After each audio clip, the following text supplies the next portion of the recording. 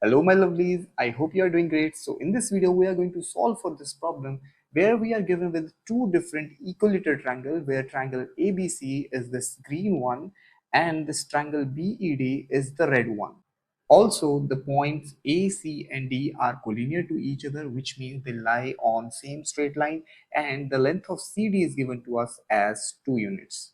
Using this much of information, we are going to compute for the area of CDE, which is nothing but this yellow shaded region area. So let's see how we're gonna do that. Let's just draw a line from point A to E. Now we will consider these two triangles. One is triangle ABE and another is this triangle CBD.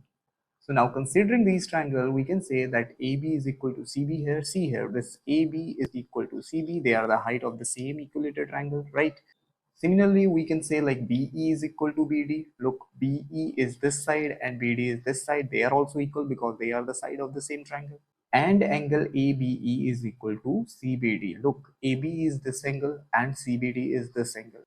Now we can see this entire angle ABC is of 60 degrees because it is an angle of equilateral triangle, and we can get this much angle by subtracting angle CBE from 60 degrees, correct? And similarly, if I'll say like this angle is also 60 degree and we can get this angle by subtracting the same CBE. So what is the reason here? The reason being 60 degree minus CBE for both the angles. So we have two of the corresponding sides and an angle included by the sides. Therefore, these two triangles are congruent to each other by SAS congruency rule. Now we know that corresponding sides and angles of the congruent figures are equal. Therefore, if CD is 2, then AE is also going to be 2. Also, this angle BCD is going to be equal to this angle BAE. See, here BCD is of 120 degrees because this much angle is 60 degree, the corner angle of an equilateral triangle. Therefore, this angle BAE is also going to be of 120 degrees. Here, this angle BAC is also going to be of 60 degree because it is also a corner angle of an equilateral triangle. Therefore, this much angle is also going to be of 60 degrees. Now let's just drop a perpendicular on this side AC from this point E. So we'll get EP perpendicular to AC.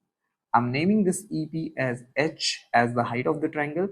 So now considering this triangle, triangle EAP, I can write that H upon 2, which is perpendicular upon hypotenuse, is equal to sine theta, and here theta for this triangle is 60 degrees, and therefore I can write H upon 2 is equal to root 3 by 2 because sine 60 is root 3 by 2. Now this 2 will get cancelled out and therefore H is going to be root 3 units. Because now we can get the area of triangle CDE. We know the area of triangle is half into base into height. Here base is CD, which is 2, and height of this triangle is same as this height, which is H.